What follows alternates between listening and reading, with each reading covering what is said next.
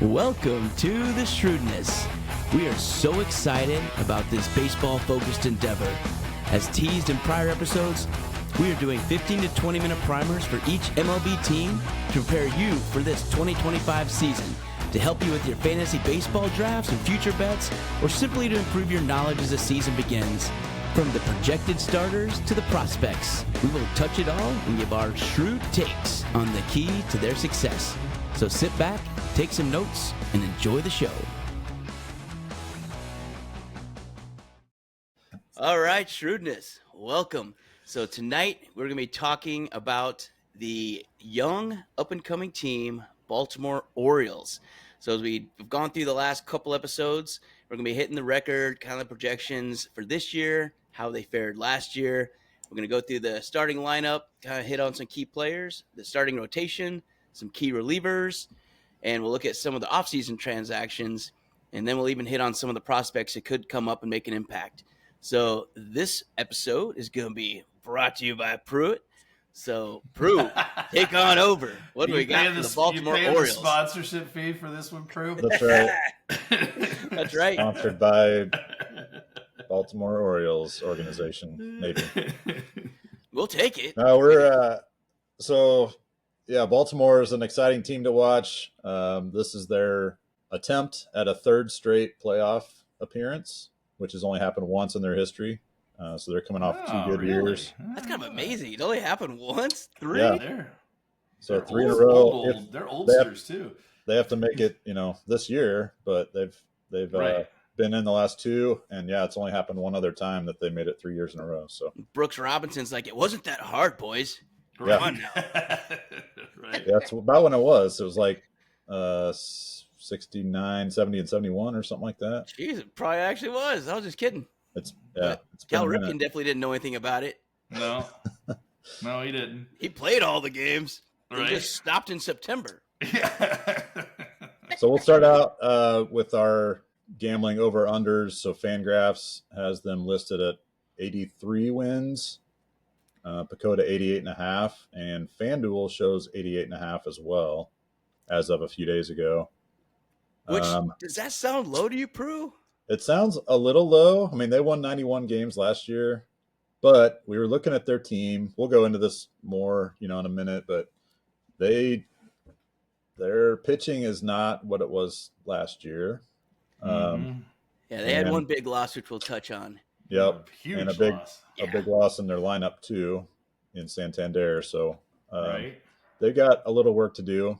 They have made a couple good signings and getting healthy. They've had some injury problems and so forth that hopefully will be behind them this year. So we'll see. I would lean a little under, honestly, right now. I think 90 wins is going to be tough. Just to have this young of a team all stay healthy and all produce. There's still some up and comers that haven't exactly proven themselves yet. So yeah, I agree. I don't under. I think if I'm betting, I'm going under a little. Also, you got some regression that's probably due some of these guys, right? Yeah. Well, let's go into that starting lineup and we'll details. circle back at the end and see if we're still on the under once we go through this, because they do have some studs. Leading off, most likely for the O's this year is going to be Gunnar Henderson, who's probably going to be a perennial all-star for many years to come. He's decent. Fourth, I think, in the MVP voting last year. He's no Bobby Witt, but he's not bad. But I mean, you know. Lewis's favorite category is WAR. He was a 9.1 WAR last year, which is insane. That's really good. That's really good. 37 bombs last year, along with 21 stolen bases. At the age of 24. What's funny is I feel like he had 27 of those. Didn't he have 27 at the All-Star break or something similar? Yeah. Because he came in with he was on pace for like 50 homers. Yeah. And it wasn't even going to be that hard if he just kept up. But I think he tailed off a little bit, but still. Yep. Right. Yeah, so, he's a beast. So he leads off for them, most likely will again this year. Adley Rutschman is their catcher, also an all-star. So you're starting out with two all-stars in your lineup. Never a bad way to start the bottom of the first when you're playing at home, Camden Yards. Yeah, I think he's probably arguably the best catcher in the game right now. Switch hitter, good average. He's gonna have good pops. That's yeah, one Yeah, two. 19 homers last year and had a kind of noticeable drop off in the second half. So he's got some kind of revenge, I think, on in his mind. Start strong this year and hold out through the whole season. See if he can increase his numbers a little bit from where he kind of tailed off last year. I mean, it's interesting because Fangraphs has both Gunnar and Adley being lower in home runs this year. So Yeah, I saw Gunner. I think's projected for like 32, maybe something like that. 28. Which is I oh, wonder if the I saw over fence is 30, moved or but something. yeah, 'Cause something's up. Why would they each just go down for no real reason when they're Right. peaking into their prime? Normally, you would tick it up if we can do anything. yeah. But Third in their lineup is Ryan O. Hearn, who oh, we that know and love, or used to love when he was a Royal. Of Royals fame. Still of Royals fame. fame, air quotes. 142 games last year for Baltimore, which is, I think, a lot more than he ever played for the Royals. Seems like he was always kind of a platoon guy or Always, for sure. whatever. Yeah, I don't think he ever got that many games as a Royal. Yeah. Or a Met, for that matter. So he's, I think we said in his early 30s, not exactly consistent power numbers, but hits for a decent average. He'll get on base. Yeah, Pretty he can steady run into a performer. ball. He can definitely run into one. Yeah, he's got some power. The big signing this year for the O's was Tyler O'Neill on a 3-year deal. He was brought in to kind of replace or attempt to replace Santander, who they lost to free agency. O'Neill had 31 homers last year for Boston in only 113 games. So he's got pop. He could get to 40 if he plays a full season. Yeah, I would say so. I mean, he was at his peak value a couple years ago with the Cardinals when they had a stacked outfield. They had so many they wouldn't be able to play him. Then they refused to trade him, and then the next year he sucked, and then he lost all his value. Yep. And so then he's just kind of a shell. But then last year he pumped it right back up. So I think he got himself a nice deal. And weird what those contract years will do for you. Right. Yeah. So it panned out. So we'll see if it's something that can translate into one more season. Because sometimes it doesn't. Sometimes they have that career year. And I think he's 28, 29. So he's definitely not on the trending upside anymore. No. When we look at, generally speaking, major league players, we talked about this in our last episode.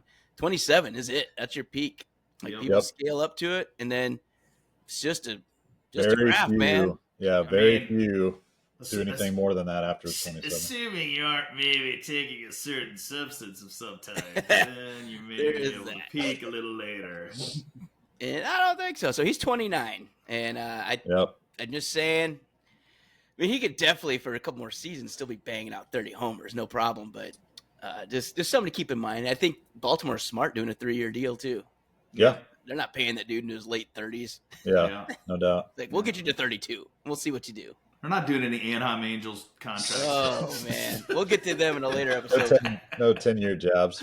Those guys, they know how to make a deal of death. So O'Neill is most likely going to be the right fielder, Ryan O'Hearn, as the DH. Fifth in the order is Colton Cowser, who's kind of projected right now. Yeah. Very close second in the AL Rookie of the Year voting last year. I like Cowser. Yeah, phenomenal rookie year, 24 bombs. I think he just lost by a few votes. I think it was the Yankees guy, Luis Gill. Is that what the guy's name was? Yeah. I think he won the AL Rookie of the Year. And it was like 117, and Cowser had 111, and then third was like 40 or something crazy. Yeah, it was a two-horse race. Two-horse race. And probably one of those deals had you switch their uniforms, Cowser would have won. Yeah. Just saying. Cowser I think he came up a little bit later, and I think Gill, he pitched on a first-place team in the East. So that gets you some street cred. So he had 24 homers last year, but I noticed he had 172 strikeouts, which is a little concerning. Even in the modern day trend. That's a lot of Big weefa. So he's kind of an all or nothing. He's going to have to hit for a little higher contact rate, if nothing else, but hopefully a higher average. That is a lot of missing. A third of the time the dude stepped up, he's like, I ain't even going to touch this ball. Right. I'm going to touch it. No moving runners for me, folks. Ryan Mountcastle, first base, kind of a steady guy for the O's. He's been there a handful of years. I didn't look to see how many years he's been in Baltimore, but pretty standard name there. Yeah, he's been in the middle of their lineup for a long time, doing very consistent things. I remember watching, I think about 5 years ago down in Sarasota. It's where they do their spring training. Yeah, he's 27. He just has never really taken the next step. They kept thinking he's going to be this 35, 40 homer guy, and he just can't get over that hump. He's just yeah, that's right. He's a high teens, low 20s, but in 2021 is the year they thought was going to start trending up. So his second season in the league, after his cup of coffee, he had 33 dongs, 89 RBIs, 255, and they thought they were going to get more of that, trending up to 40 and 100. He just never did. I mean, 22, 85, 18, 68. Yeah, which isn't bad, but I mean, he was a supplemental first-round draft pick, so you kind of hope that guy could take that next step. Just never quite done. I noticed his home run totals have declined each of the last 4 years. Mm-hmm. Absolutely. So combination of injury, a little bit of injury, maybe something like that. Just lack of playing time, and then just pitchers are figuring him out, and he's not adjusting. Who knows? But he's going to have to turn it around. Seventh in the lineup, Cedric Mullins, center fielder. Great year last year, 18 homers, 32 stolen bases. He's really their only base path threat from what I saw. Mm-hmm. They're not. They don't run a lot. Yeah, they don't run. They're faster on the base pass than they are stealing bases. So if you just watch them running up and around the field, they're actually pretty quick, but they just don't let them run. Yeah. Yeah, they got enough pop in their lineup. They don't have to make things happen too much. That's true. Yeah, and while Cedric Mullins is old on this team, he'd be a youthful guy on Philly that we hit on a previous episode. So he's the old man in the lineup, I believe, right? At 30? I think we said O'Hearn might be a little bit older. ODOT might have him by he's 31. He's 31. But they're both, they're the two lone 30-year-olds, Mullins and O'Hearn. So the bottom two are the big question marks. Yeah. Jordan Westberg, most likely going to be the starting third baseman. 18 home runs in only 107 games last year. He was an all-star last year, so great first half. Raised a lot of eyebrows, and then I think similar to Rushman and Henderson, maybe just kind of had an okay second half. But he's going to be a lot of the articles I read. He's going to be kind of the cog that makes this team go. If he has a good spring, it would really do them well to get a good start, and he's going to be a key to that. Yeah, I think he's a big part of it too. And the good thing about him is he can play multiple positions too. So if they need to move someone around, he can play second, he can play third. I can't remember if he played any first last year. I can't remember when Mountcastle was out, if he slipped over there. I can't remember. So good segue into the number 9 hitter. Jackson Holliday is slated to be the second baseman. He had a really rough rookie year last year. Former overall number 1 pick, but hit under 200 last year in a handful of games, quite a few games. It was rough. So guy that should be incredible according to his profile and talent. Yes, so he's probably the biggest wild card, I guess you would say, in the O's lineup this year. If he hits what he's supposed to hit, they will be successful, and Westberg will lock down third. If Jackson Holliday struggles, they have we'll get to this in a little bit, but they've got some other guys that could step in and play third, and Westberg would probably move over to second. Yeah, and fill in for Jackson Holliday until he can get his head on straight. So here's the thing with Holliday. He was the number 1 prospect in baseball last year, and he frankly played well enough to make the team coming out of camp, but they didn't. So they sent him down, and I don't know, he got called back up in mid-April. I don't know exactly how long, a couple weeks into the season, though. And then I just looked it up again. I knew it was bad, but he went 2 for 34 with 18 strikeouts It Yeah. in was 10 bad. games.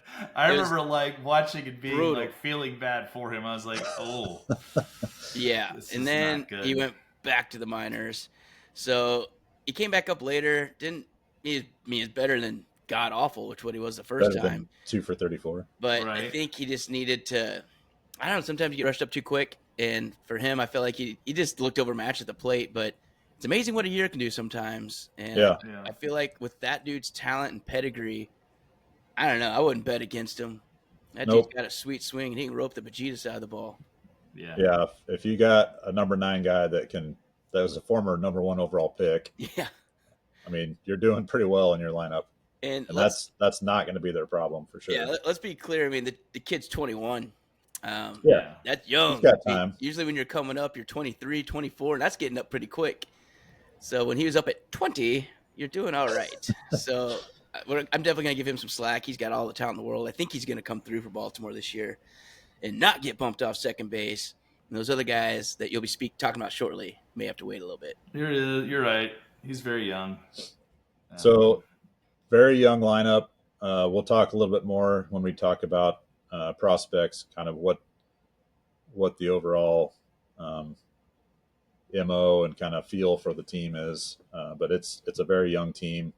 A lot of rookie deals still. So there's money out there to be Well, I think paid. that showed a little bit in there. It's going to be interesting to see how they handle that back half because, last year, if you look at the halfway point of the season, they're 20 games over 500. Yeah. If you look at the last day of the season, they were 20 games over 500. So A very the average second half. team faded in the second half, and you wonder how much of that is just Youth. long season for young players, right? Yep. Yeah. And that wearing on them, and will they adapt to that and be able to finish a little stronger this year? Because they were kind of fuming coming into the playoffs. I remember they were not the same team as we'd seen earlier. Right? I feel like they were leading the East for a large chunk of the season. Yeah, and then Yankees kind of got them and never looked back. I mean, when you win 91 games, you certainly did not have a terrible year. No. But they kind of had the East and gave it up is really what it turns out to be. So I think the knowledge of going through that season once, they're all young and they are talented. So they've got all the talent and tools in the toolbox to do it, make a big, deep run again. But a lot of it's going to depend on pitching. Prue, take us over to pitching. Yeah, so set that aside, youthful lineup. Keep that in the back of your brain. Now we're going to go to the pitching. So how do they get an average age of 30? Yeah. So pitching's a different story. They lost Corbin Burns, who was their ace by far last year. Always getting Cy Young votes. Yeah, lost him to Arizona. Grayson Rodriguez is their number 1. They need him to be their number 1 this year. He had 13 wins last year and only 20 starts, so he's got stuff. But he was hurt a lot of the second half of the year. He's going to be heavily relied upon. Most likely going to be their opening day starter. He's a beast, but needs to stay healthy. You can say that about a lot of major league guys, but if you lose your ace and you're relying on your lineup already to win you games, and you don't have an ace pitcher, you're going to struggle. You're going to lose a lot of games 10-8. Yeah, that's right. And you're right. He's still on that rookie deal, so that's another nice benefit. Another young guy. Zach Eflin came over from Tampa Bay halfway through last year, I believe. He's their highest paid player, actually, on the payroll. Okay. Which is interesting. That is interesting. That is. He had, I was looking, he had mediocre stats for Philly for the first 5 or 6 years of his career. Came over to Tampa Bay for a year, and then the team that fixes everybody. And then split time with Tampa and the O's last year. He is 26-17 over his 2 years in the AL. So he's had a really strong couple years. Oh, he's solid. He's solid number 2. I mean, if something happened to Rodriguez, if he got off to a slow start or whatever, Eflin would be the other option for an opening day starter. Yeah, he's probably the 2, right? Yeah, by far. This next guy looks like he's 52. Is that right? Born in 1952, I think. So, yeah. Charlie Morton came over from Atlanta. He just sounds old. That name just sounds old. I mean, I feel like he takes naps in the middle He's of not- the game. It's not Charlie Liebrandt that you guys might have guessed, but he's a 41-year-old right-hander. Came over on a 1-year deal for $15 million. I noticed he's been consistently near 10 strikeouts per 9 innings, so Which is amazing. He can throw the ball, right? He's high velocity type guy, going to strike people out. 1-year deal, so they're not selling out to go get him for long term, but I think they're looking at their lineup, maybe evaluating kind of where they struggled last year in the second half of the season, looking for some veteran leadership to come in and show the young guys what's up. And if the umps are watching close, rub a little jalapeno under the nose. That's right. Get an extra 1 or 2 inch drop on the curveball. That's right. Old man Charlie. I love it. Yeah, I'm just gonna call him Harris. If you look at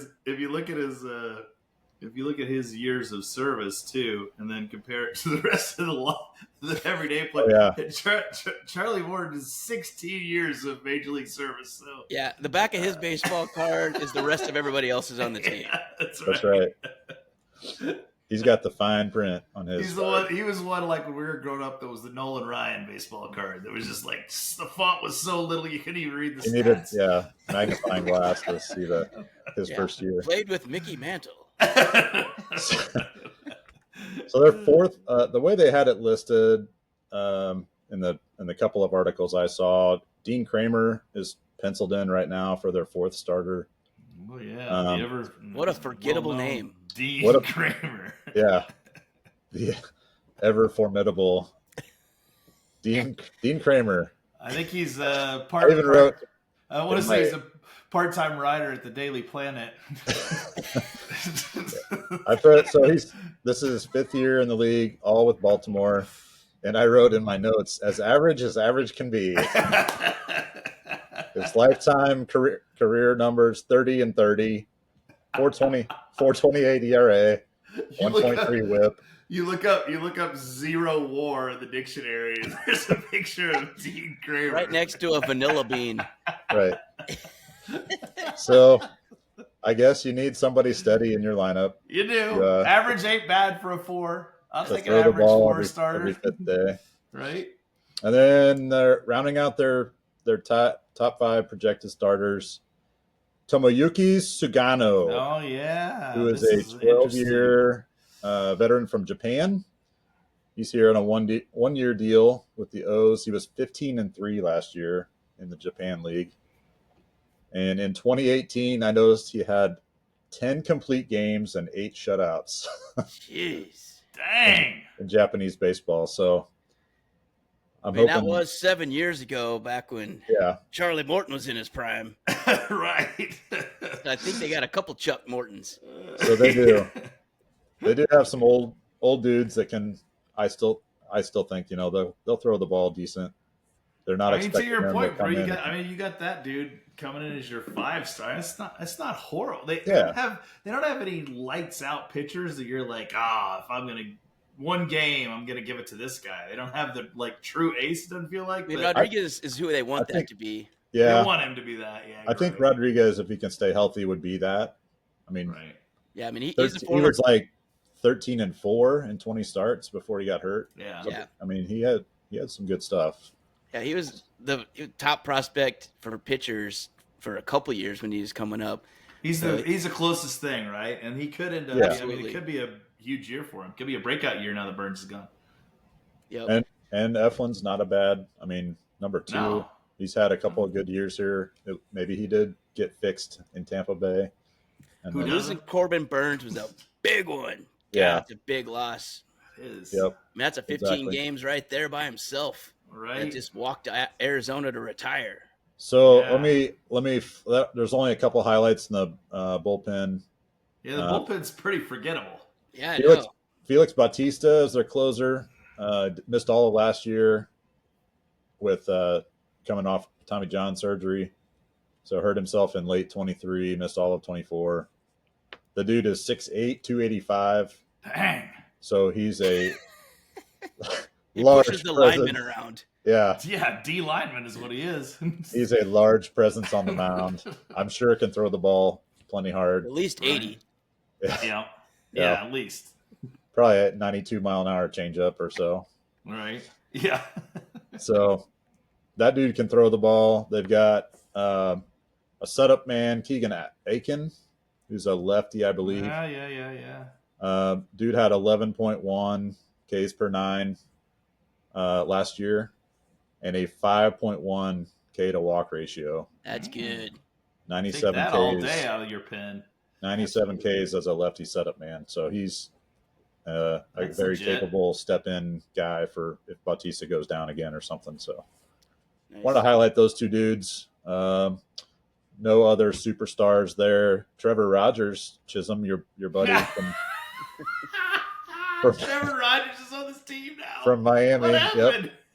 Bullpen depth, Chisholm. Bullpen depth. Someone's got to eat those middle innings and blowouts. Somebody in the O's office was like, I need a guy that was like 2-11 last year. That dude had to be Oh, perfect. That dude had to be a Shrewdness listener. And I remember Shrewdness loved this guy. He's due. He's due. He was like what was the dude that played for the Cubs that pitched like lost like 27 games in a row or something. Anthony something or other. He lost like 27 starts in a row. They just kept putting him out there. I think his last name was Anthony, but maybe there was an Anthony in there somewhere. So other than that, we'll see who kind of steps in during spring training to fill in the O's, bullpen. But those first couple guys, I'm sure, will be in their roles again, and we'll see how the rest of the bullpen lines up. But the only other, I guess, semi-relevant ad, Gary Sanchez got added on a 1-year deal as a backup catcher. Sanchez. So again, I think they're looking for some veteran type guys to come in and lead these youngsters a little bit. I think he's on his 5th straight 1-year deal. Yeah. Sanchez is toast. He is. He's just a warm body that hopefully can hit a ball out for you. He's hobbling in. I don't know if he'll even really play. I think he's coming in to handle the pitching staff. He can relate to the old guys on the pitching staff. Coach on the bench kind of. Yep. Dude, right? And the reason I say that he won't play is because a couple of the O's major prospects, one is Kobe Mayo, who's the likely heir apparent at third base. If Jackson Holliday struggles and they have to move Westberg around or whatever, they do have Kobe Mayo, who was the overall number 14 prospect in Major League Baseball. The articles that I was reading said he's probably not going to start the season with the club, but could easily come up this summer and join them. Yeah, he's 6'5", 230. So with that 6'5", 230 is a 70 power on the 20 to 80 scale. I mean, that's the Aaron Judge 70, man. So that's a thing. So the comps they give him is Austin Riley from the Braves. Okay. That wouldn't be bad. So if he turns into that, Baltimore's gonna be like just overrun with young talent, which is kind of what the Braves were too when they had all these guys coming up. But right. That's kind of just for the listeners out there and for you guys in the fantasy drafts, especially for futures. Yeah, if you got a futures type league, consider Kobe Mayo. He may be up this summer sometime for sure. Samuel Basallo is a catcher / first baseman, the number 13 prospect in baseball. So the Orioles still know how to draft the right guys and groom them in the farm system for success in the majors. You want to know how to position yourself to have 3 straight years in the playoffs. Draft like the Orioles, and you're going to be pretty good spot. Yeah, you could do worse. And both those guys for the prospects are both getting time at first base in the minors too, which is kind of the Mount Castle. You better be looking over your shoulder both sides. Yep. Check both ways before you cross the street. Yeah, Mount Castle might have a bag packed somewhere. So he's if still you're there. Approaching 30 and losing your power, it's time to pack your bags. You better be head on the swivel. That's right. And then the final prospect I wanted to just briefly touch on, Chase McDermott. right-handed pitcher. He's like 5th in the Orioles organization as far as prospects. If one of their pitchers goes down, he may get a chance to step in and Might be the guy that gets the call. and get the call. Yep. So that's in a nutshell their team. Biggest probably keys to success this year. Jackson Holliday's got to figure out how to hit in the major leagues. Yep. Bautista's got to stay healthy and come back after Tommy John surgery last year. Yeah. And help lock down their bullpen. Lots of players on 1-year deals, finishing They're out betting rookie on the contracts and all that. O'Neill big time. I saw he is the second highest paid dude this year. So Yep. He's got to have a similar year, like Dex said. Is he going to be able to replicate that? I don't know. That's going to be a huge key for him. One more interesting thing I saw or noted this in my studies here is Orioles had 5 All-Stars last year. They still have the 3 that are making a total of $2.1 million. Total. So that's total. That's Gunnar Henderson, Rushman, and Westberg. Sorry, those 3. That helps. They got rid of it helps a lot. Corbin Burns, Santander, and Burns, who were making the 2 of them were making $27 million. Yeah. So a big salary cut. Part of that was used to bring O'Neill in, but they've got some room to make some moves. Yeah, they do. If they start, looking like they're going to make a run again. So I was kind of surprised that Baltimore's a team that's never paid a luxury tax. I figured. Oh, really? I always saw them as a player who could, big enough player that they might, tip over the edge a few times, but they never have. So they kept never getting any of them to sign. Right. So Machado didn't sign. They offered him a truckload, and then San Diego just paid more. Yeah. And they just keep losing out to some of these big free agents to the other teams in their division, oftentimes the Yankees and Red Sox. Right. And now they've got a homegrown enough; they don't need to be. Yeah. So they're kind of in the catbird seat. Good for them for drawing their line and sticking to it. Right. Yeah, not overpaying. It's kind of weird too. I don't know why free agents wouldn't want to live in Baltimore, but no, that's good. That's our run through for Baltimore. Yeah. If we have any more, we'll do some updates when we kind of do our regular show. But that's kind of our wrap up for Baltimore, their keys to success. And as we keep going through, we're going to be doing another team. Take the under. Hopefully for each day. And and going back, where are we at, Prue? For 88.5, final answer, over under? I think it's going to be really close to that. I'm going to say slightly under. All right. Under, 85, in the books. 85 in the books. I like that, Prue. 85 All right. feels about right. All right. That's it for now. We'll be back with another team. Join us again soon.